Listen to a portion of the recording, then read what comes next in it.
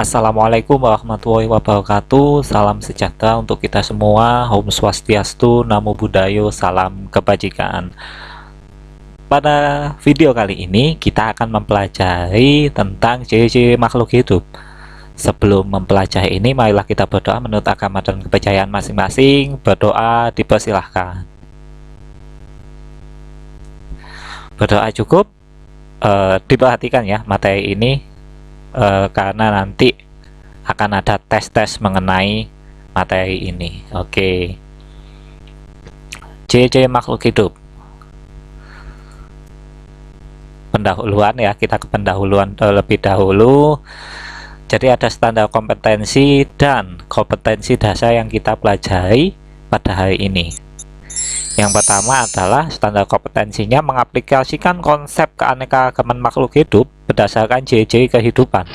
Terus kalau KD-nya, kompetensi dasarnya, mendeskripsikan ciri-ciri makhluk hidup dan mengidentifikasi makhluk hidup dan benda tak hidup berdasarkan ciri-cirinya. Jadi kita hari ini akan mempelajari tentang ini. Nantinya kita akan setelah mempelajari ini, kita akan bisa membedakan mana sih benda yang hidup dan mana sih benda yang tak hidup. Oke, kita berpindah ke materi. Pada materi ini ada gambar paru-paru. Paru-parunya tapi kita cedak-ceduk dulu ya. Setelah itu ada gambar tentang bayi. Ada gambar tentang putri malu. Ada gambar cita berlari. Ada gambar jerapah yang makan. Ada anak kecil yang mengayuh sepeda dan kelelahan, mengeluarkan keringat. Kemudian ada gambar cita, ibu cita dan anak-anaknya. Ya, ketujuh elemen ini yang mendasari ciri-ciri makhluk hidup. Kalau tidak memiliki ketujuh elemen ini, maka bukan makhluk hidup, atau dikatakan ya mirip-mirip makhluk hidup lah. Oke, kita yang pertama, kita ambil paru-paru yang cedak-ceduk ini, yaitu adalah bernapas, respirasi. Ciri-ciri manusia, ciri-ciri makhluk hidup yang pertama adalah bernapas atau respirasi. Bernapas adalah pengambilan oksigen dari lingkungan dan mengeluarkan karbon dioksida beserta uap air yang pertukarannya melalui alveolus. Nah, ini ada proses fotosintesis yang menghasilkan oksigen, yakni C6H12O6 ditambah 6O2 menghasilkan 6H2O ditambah 6CO2 ditambah energi. Kemudian ada dua pernafasan. Kalau pernafasan yang menggunakan oksigen disebut pernafasan aerob, tanpa oksigen disebut anaerob. Itu biasanya terjadi pada jamur dan bakteri. Ini ya. Kemudian ada alat respirasi, itu macamnya ada 5. Lah ini tugas untuk kalian untuk menjelaskan apa sih bedanya sama sistem kerjanya itu, bagaimana sih kelima alat respirasi ini. Yang pertama adalah yang kita miliki adalah paru-paru. Itu gimana sistem kerjanya nanti ya, itu yang kalian cari. Terus ada trakea. Trakea ini adalah alat pernapasan yang dimiliki oleh serangga. Nah, terus ada insang, alat pernafasan yang dimiliki oleh ikan. Kemudian ada paru-paru buku.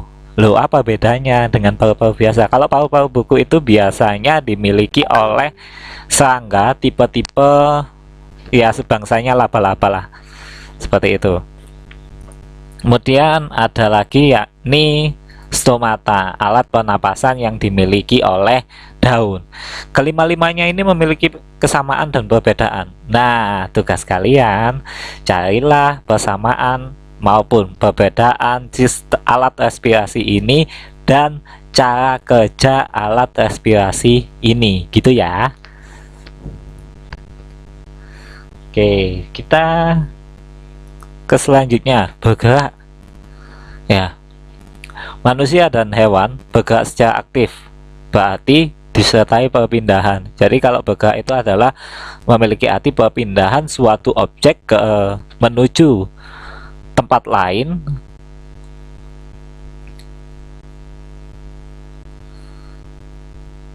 Jadi bergerak adalah perpindahan suatu objek menuju objek. Jadi bergerak adalah perpindahan suatu objek dari tempat satu ke tempat lainnya, dan biasanya memiliki kecepatan dalam bergerak itu. Nah, alat gerak itu beraneka ragam. Kalau biasanya ada kaki pada sebagian besar vertebrata, terus kemudian ada sirip pada ikan, ada juga sayap pada burung, terus kaki semu. Lah, kaki semu itu atau pseudopodia itu adalah amoeba. Amoeba itu semacam bakteri, dia bergeraknya menggunakan kaki semu. Kaki semu bentuknya gimana? Lah, itu yang kalian cari juga. Bagaimana bentuk, soal kedua ya, bagaimana bentuk kaki semu pada amoeba proteus. Yang ketiga, bulu cambuk atau flagel pada Euglena viridis, dan bulu getah silia atau silia pada Paramecium. Nah, ini yang kalian cari. Soal kedua, bagaimana bentuk kaki semu, bulu cambuk, dan bulu getah pada masing-masing contoh bakteri tersebut. Itu tugas kedua. Nah, selain bernafas, bergerak, pasti makhluk hidup itu memerlukan nutrisi atau memerlukan makan. Nggak mungkin makhluk hidup menjalani kehidupannya tanpa makan, nggak mungkin. Ya, manusia dan hewan memperoleh makanannya tergantung pada makhluk hidup lain atau heterotrof. Manusia dan hewan bergantung pada tumbuhan yang bersifat autotrof atau membuat makanan sendiri. Ya, makhluk hidup ya ini autotrof. Nah, caranya 6H2O ya, 6H2O itu adalah ikatan air ditambah 6 CO2. CO2 itu adalah karbon dioksida yang dikeluarkan oleh manusia ketika bernafas atau hewan ketika bernafas, dan kandungan-kandungan di udara yang lain. Jadi 6H2O ditambah 6 CO2 berikatan, dibantu dengan klorofil atau zat hijau daun dan sinar matahari untuk menghasilkan 6H2O6. Itu adalah gula atau zat makanan, ditambah 6O2 itu oksigen. Terus ada lagi sebetulnya itu adalah energi ya. Kemudian ada tumbuh dan berkembang. Pasti ya, pasti. Tumbuh dan berkembang memiliki sifat. Sifatnya itu biasa disebut sifat pertumbuhan. Sifat pertumbuhan itu ada dua, kuantitatif dan irreversible. Maksudnya apa? Kita klik di sini. Ya, kalau kuantitatif itu berat dan tinggi, besar, volume, dan ukuran. Itu pasti bertambah. Misal kalian nggak mungkin kan kecil terus, pendek terus, bayi terus, kan nggak mungkin. Nah, itulah kuantitatifnya. Kemudian irreversible, tidak dapat kembali ke semula, ya kan? Betul. Kita semakin tahun, semakin tinggi, semakin besar, semakin memiliki volume, semakin istilahnya semakin dewasa juga. Tidak mungkin kita kembali ke bentuk bayi kita. Bukan, kita tidak bisa seperti Pokemon yang bisa kembali ke bentuk semula. Lah, seperti ini. Ayam yang barusan menetas dari telur ya, kemudian beberapa hari dia menjadi anak ayam yang memiliki bulu. Nah, ini kalau yang tadi ini baru menetas anak ayamnya, pasti dia masih lemah. Beberapa hari kemudian dia sudah kuat, bisa berkoloni atau berkumpul dengan teman-temannya. Kemudian dalam jangka 1 bulan atau 2 bulan dia sudah menjadi ayam dewasa.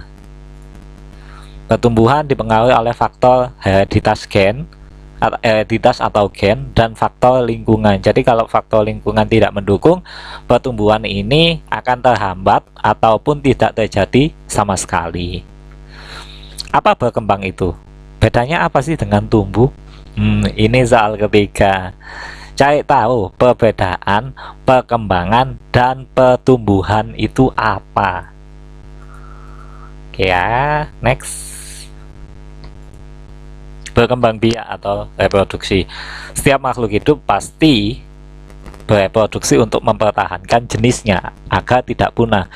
Lah, kalau jenisnya nanti punah, itu yang akan membuat susah ya untuk menghasilkan keturunan. Ya, berkembang biak adalah kemampuan makhluk hidup untuk menghasilkan keturunan.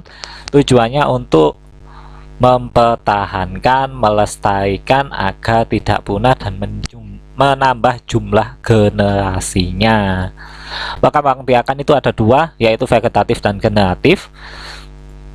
Nah, artinya induknya satu. Vegetatif itu apa sih? Seperti kalau di tanaman ada yang namanya cangkok, ada yang namanya merunduk, ada yang namanya menggunakan rizoma, ada yang namanya menggunakan stolon atau geragi. Seperti itu, stolon atau geragi itu kayak merambat gitu ya. Kayak di rumput itu kan ketika kalian lihat kok tambah banyak sih, terus ada satu rumput yang menjadi induknya yang bukan induknya, kayak yang paling besar gitu. Terus kalau generatif itu dia yang memiliki dua induk, jantan dan betina atau laki-laki dan perempuan. Mereka akan berkembang biak dengan cara kawin, kemudian mereka akan memiliki anak atau keturunan. Kita klik, nah seperti ini ya. Jadi dia adalah hasil embrio atau pembuahan yang telah dilakukan oleh jantan dan betina. Kemudian embrio ini akan berkembang menjadi bayi. Bayi tersebut yang akan menjadi keturunan mereka dan membawa kedua sifat orang tua mereka. Oke, kalau berkembang biak sudah, bergerak sudah, tumbuh sudah, berarti kita ke peka terhadap rangsang. Peka terhadap rangsang itu atau dikatakan iritabilitas ya. Jadi tumbuhan kalau kita reaksi ketika kita dipukul teman kalian atau dipanggil teman kalian, kan kita peka gitu, kita langsung noleh atau kita langsung refleks membalas ketika ada sesuatu itu. Nah, itu sama. Indera merupakan alat tubuh yang peka terhadap sesuatu rangsangan. Alat indera pada manusia dan hewan antara lain, kalau rangsang cahaya diterima oleh mata kita, rangsang getaran suara diterima oleh telinga kita, rangsangan bau diterima oleh hidung kita, rangsang panas, dingin, sentuhan, tekanan, dan luka diterima oleh kulit kita atau lapisan epidermis. Kemudian rangsangan rasa, pahit, manis, asin itu ada di lidah kita. Kemudian manusia juga makhluk hidup mengeluarkan zat sisa. Maksud zat sisa ini ya seperti zat sisa dari pernafasan, zat sisa ekresi, zat sisa defekasi. Lah ini maksudnya apa? Ya ini. Proses pernafasan mengeluarkan zat karbon dioksida dan uap air. Itu adalah zat sisa yang dikeluarkan dari pernapasan. Kalau dari ekskresi itu mengeluarkan urin atau kencing atau keringat, itu di ekskresi. Kemudian defekasi itu adalah pengeluaran dari sisa-sisa pencernaan yang berupa feses atau yang biasa disebut proses BAB. Nah, itu adalah defekasi. Nah, ini untuk ringkasannya. Jadi makhluk hidup itu harus memiliki 7 ini. Kalau nggak ada 7 ini, berarti dia bukan makhluk hidup. Kalau glosariumnya, kalau saya katakan tadi kan ada embrio. Embrio itu adalah hasil perkembangan zigot. Terus gen itu faktor keturunan. Indra, alat yang peka terhadap tubuh, alat yang ada tubuh yang peka terhadap rangsangan. Kemudian ada iritabilitas, kemampuan menanggapi rangsangan, dan urin atau air seni atau kencing.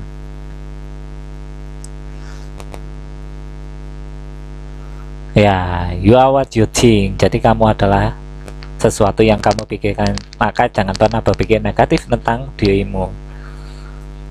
Oke. Oke, baik, terima kasih atas perhatiannya, kurang lebihnya mohon maaf. Saya akhiri. Assalamualaikum warahmatullahi wabarakatuh. Salam sejahtera untuk kita semua. Om Swastiastu, Namo Buddhaya, salam kebajikan.